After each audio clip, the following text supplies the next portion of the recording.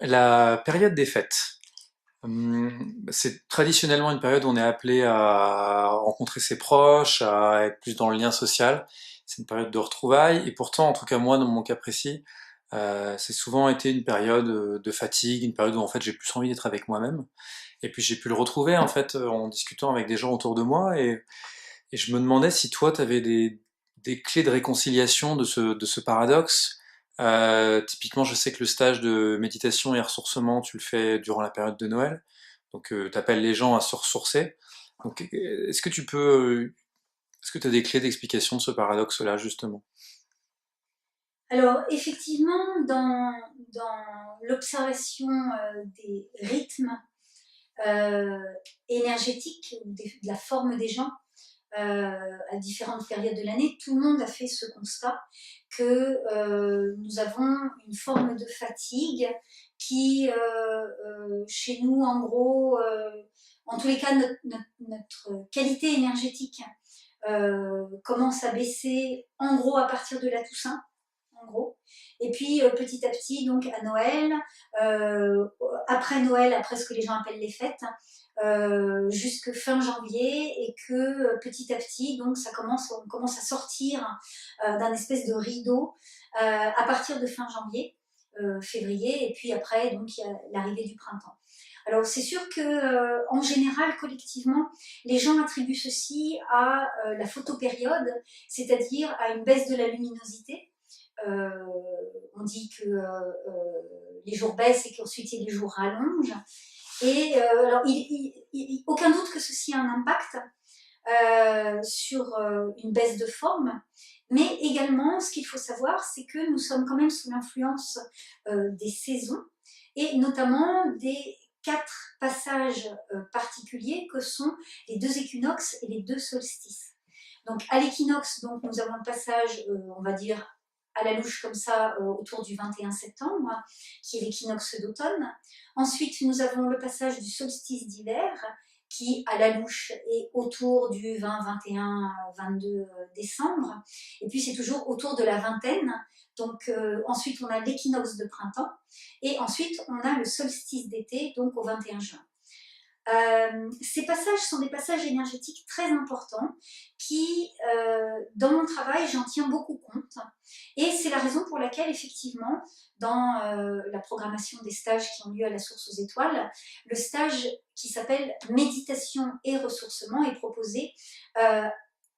En l'occurrence, c'est en général la période de Noël, mais en fait, tous mes stages sont calés sur ces changements de saison pour prendre appui sur la bascule énergétique qui se produit. Et la bascule énergétique importante qui se produit au solstice d'hiver, donc à la période proche de Noël, un petit peu avant et un petit peu après Noël, est une période qui invite à l'intériorisation.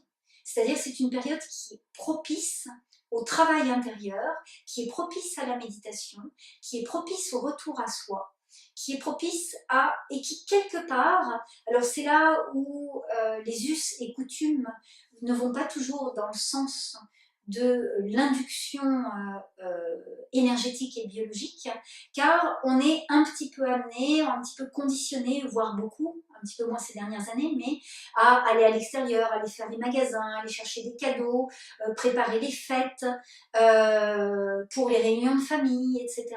Et si on écoute vraiment notre proportion intérieure à cette période-là, elle est plutôt dans le registre de la solitude, ou sinon la solitude du retour à soi. Que ce retour à soi soit fait dans une forme de retrait. Donc ça peut être un retrait des activités extérieures, ça peut être un retrait des appels familiaux à ce moment-là. Et c'est la raison pour laquelle je propose ce stage d'une semaine, méditation et ressourcement, à ce moment-là. Car également, dans cette période de retour à soi, c'est également une période, alors si on se réfère à la biologie, par exemple, la période de l'hiver est une période pour les graines qu'on appelle une période de quiescence. C'est un terme de botanique, hein, enfin en tous les cas de physiologie végétale. Et pendant cette période de quiescence, les graines sont en dormance Et pendant cette période de dormance, eh bien, il y a tout un tas de phénomènes biochimiques qui s'opèrent et qui préparent donc l'émergence du printemps. Si on fait un parallèle avec notre vécu, eh bien, dès le solstice d'hiver, ce retour à soi est propice à ce qu'on pourrait appeler une forme d'alchimie intérieure qui prépare l'émergence des énergies du printemps qui nous invite ensuite à nous mettre en dynamique pour l'explosion de l'été en fait. Et donc, que l'on soit ou non dans une dynamique de recherche intérieure ou dans une dynamique spirituelle, cette période est tout à fait propice à une forme de ressourcement. Ressourcement par la pratique méditative, ressourcement par le silence, retour aux énergies de création qui préparent l'émergence du printemps. Et dans cette période de ressourcement, donc, je propose notamment au stage d'hiver donc, un travail par stimulation énergétique, un travail par le corps et par certains points énergétiques de nettoyage également, qui permet donc de préparer la poussée du printemps. Alors, effectivement, certaines personnes, plus sensibles que d'autres, selon leur conditionnement, vont, s'ils sont trop à l'extérieur, trop occupés en interaction, notamment dans les réunions de famille, dans les relations dans lesquelles il y a certes de l'amour, mais en même temps tout le, comment dirais-je, tout le conditionnement familial aussi est présent et réactivé à cette période-là, ça peut aller à l'encontre de la propension intime, intérieure et de conscience de l'individu qui serait plutôt portée à remettre à plus tard les réunions de famille.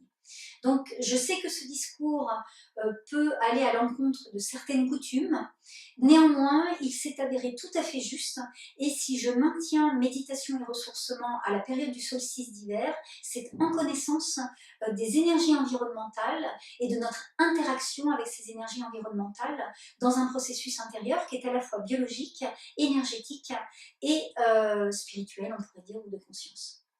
Donc moitié-moitié, quoi. On peut faire Noël en famille et le reste du temps retraite, par exemple. Par exemple, alors souvent, étonnamment, le stage, ça s'est trouvé comme ça, le stage méditation et ressourcement tombe souvent sur Noël, parce que je le veux au plus proche possible du solstice, et ce qui libère la deuxième semaine, c'est-à-dire des fêtes de Nouvel An, et voilà, donc on peut effectivement décider de couper la poire en deux si on le souhaite, ou de poursuivre selon le ressenti de chacun.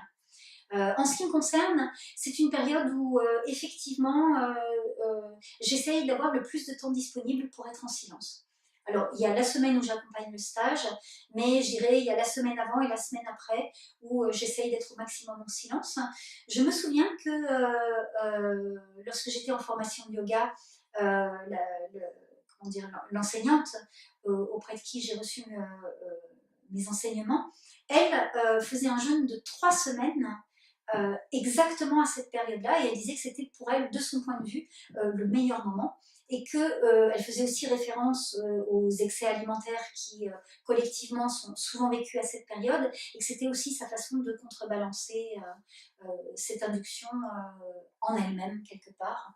Et je trouve avec le temps et avec l'expérience qui est la mienne, je peux voir maintenant combien ce ressenti était vraiment ajusté quelque part, auquel je corrobore aujourd'hui. Tu as parlé d'une baisse énergétique qui commence à la Toussaint. Oui. Est-ce que c'est inéluctable? Est-ce qu'on peut le contrebalancer?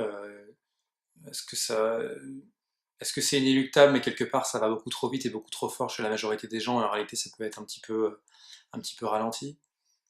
Alors, il y a effectivement une forme de dépression collective que j'ai réellement identifiée, qui démarre à la Toussaint et dont on commence tout juste à se sortir fin janvier. Dans Le fait que les gens impacts, tombent malades toujours à cette période-là, par exemple, oui, c'est oui. lié?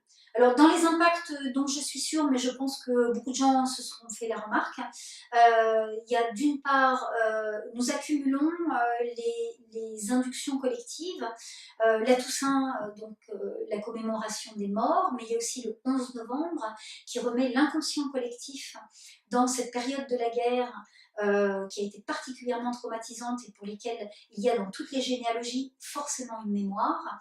Donc quelque part, ça remet l'inconscient collectif, individuel et collectif dans cette résonance-là. Et également, il y a ce qu'on appelle le changement d'heure, Ouais. qui bouscule également En octobre? Ouais, voilà, d'accord. en octobre, et ça, beaucoup de gens l'ont remarqué, soit à titre individuel, soit au sein de leur propre famille, en observant les enfants ou les personnes du milieu éducatif. Donc, c'est sûr que ces trois événements ont un impact sur, quelque part, l'énergie individuelle et collective, ça c'est certain. Et dans les milieux anglo-saxons, je ne sais pas si c'est quelque chose que tu as pu contacter ou pas, mais qui moi m'a beaucoup frappé ces dernières années, parce que c'est en train d'arriver en France, c'est qu'ils n'ont pas juste les fêtes de Noël, ils ont en octobre Halloween, et Halloween ils se retrouvent tous, ils retournent dans l'université, etc. Un mois après, fin novembre, ils ont Thanksgiving, qui est presque plus fort que Noël, alors on se retrouve en famille, etc. Et fin décembre, ils ont Noël. Et donc en permanence, ils sont à la fin de l'année en train d'être sous la pression du collectif à nouveau, la pression de la famille, etc. Et puis de se retrouver entre eux pour les fêtes, pour les excès, pour... J'ai Alors, l'impression que ça se déverse sur nous, mais je sais pas si toi t'as contacté ça ou pas du tout. Mais alors quand je dis la Toussaint, effectivement, tout ça, c'est Halloween, ça. depuis quelques années, Halloween prend place. Donc pour moi, ça fait partie du package de ce qui se joue à ce moment-là, avec tout ce que ça induit. Même si au départ, ces fêtes avaient une référence, voilà, elle est polluée de plein de choses en fait.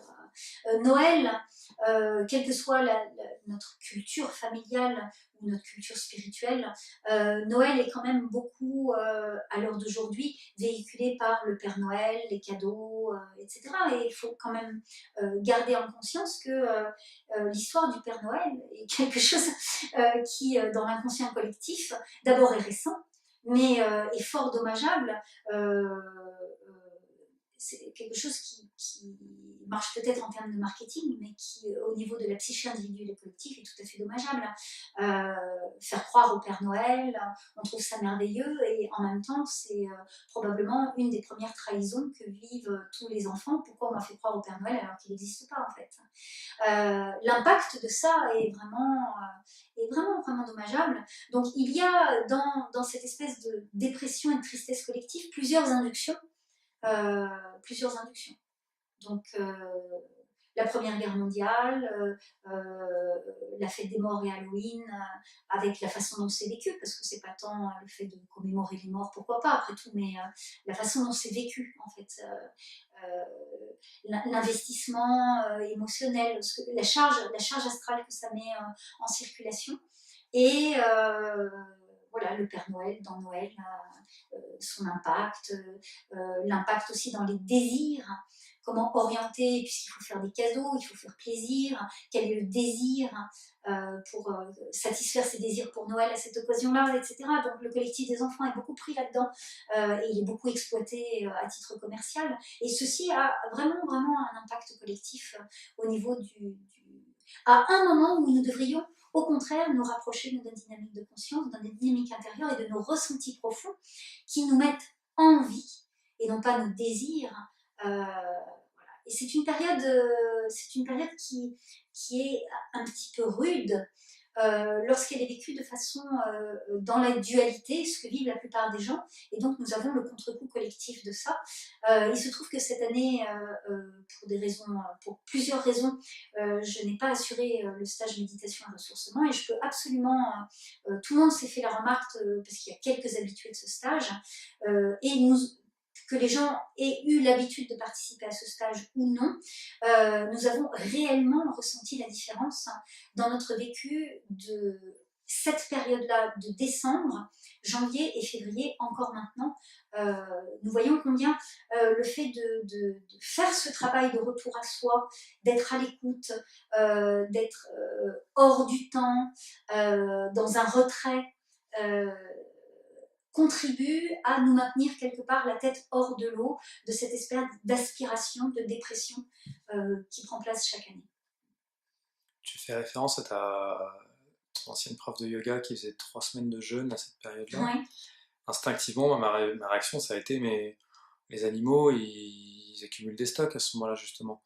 Ils prennent ils hibernent, ils prennent du gras, et j'aurais plutôt imaginé que c'était une période, justement, où il valait mieux manger bien, manger beaucoup pour prendre des forces. Alors, peut-être pas forcément avec autant d'excès que ce qu'on peut voir de temps en temps aujourd'hui, mais Du coup, Alors, ça oui, m'interroge un peu, ça. en fait, c'est l'inverse. C'est-à-dire que l'hiver, la nourriture est plus rare pour les animaux, elle est plus difficile à trouver, et les réserves de graisse, les réserves Oui, c'est vrai. voilà, se font avant l'hiver. En fait. Et donc l'hiver est naturellement une période de diète, quelque part, par une raréfaction de la nourriture. Et donc c'est une période où effectivement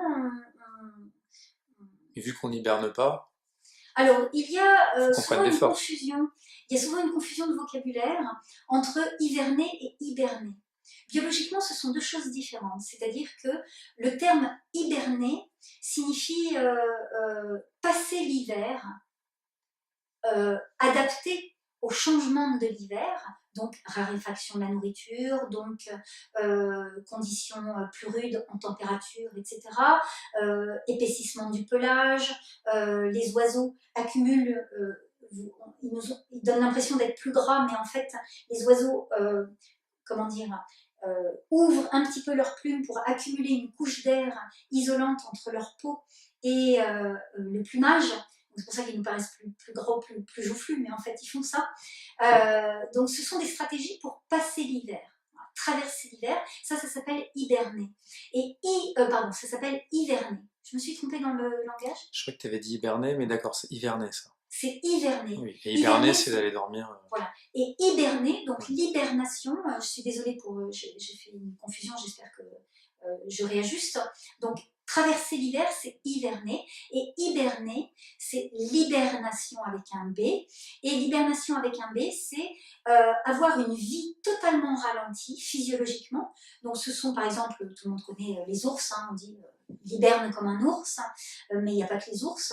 Donc, les ours vont, ou certains animaux, donc, vont dans un terrier et vont avoir une vie ralentie, un rythme cardiaque ralenti, vont être dans une forme de sommeil, ils ne s'alimentent plus, et dans cette vie totalement ralentie, en fait, se fait pour eux le passage de l'hiver, et ensuite, donc, il y a l'émergence du printemps, où ils sont amaigris parce qu'ils ont toute leur physiologie à fonctionner sur leurs réserves en glucose et en graisse de l'hiver, et ensuite, donc, ils sont poussés à se réveiller avec l'émergence du printemps, un changement de la photopériode, plus de lumière, et à ce moment-là, donc, ils vont reprendre une activité pour reprendre de l'alimentation et vivre la période de reproduction.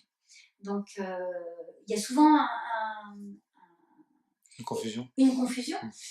Néanmoins, qu'on fasse référence à l'hibernation en vie ralentie ou le fait d'hiverner, c'est-à-dire de s'adapter aux conditions rudes de l'hiver, il y a quand même un ralentissement de l'activité.